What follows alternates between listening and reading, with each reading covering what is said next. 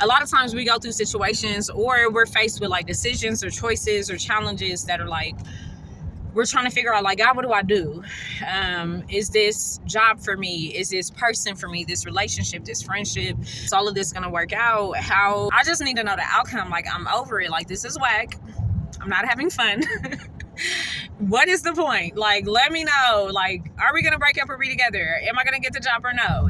Do I need to move or I need to stay? Like, all of these dynamics. And God said to me that the answer is in the process. And I believe it's Luke, I want to say it's either chapter 7 or chapter 11, but these men were crying out to Jesus for like healing. And Jesus said to them, go, I believe he said, go show yourself to the priest and you show yourself to the priest that you have been made clean.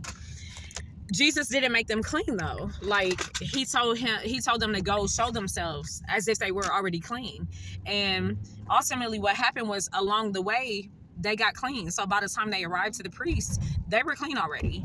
And anyway, God reminded me that your answers are in the process. Like, a lot of times we want to know the outcome. We want to know, is it going to be a success or a fail? Is it going to be a win or a lose? Is this going to be like single or married? Is it going to be friendship or no? Or, like whatever, job or no, And God had to remind me that your answers are in the process, because in the process, like, by Jesus requiring them to go walk before they were actually cleaned, it required a work and a walk of faith from them.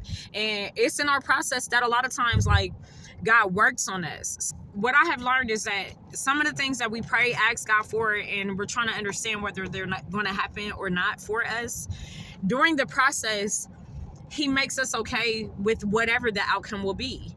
And I've learned that that's actually the point of it all, is that you learn how to be okay with whatever the outcome is. Not that you get what you're asking for, but that you learn that you already have everything that you need, because God has worked on us in such a way that he has changed our desires, or he's changed our ability to cope, or he's changed our outlook, or he's increased our faith, or he's groomed us into being the people that now see a blessing for what it really is. So that's the message. It's like the answer is in the process, and it can't be rushed, and it's not comfortable, but the growth is the answer a lot of times. Like, the answer is not a yes or no. The answer is, baby, you need to grow up.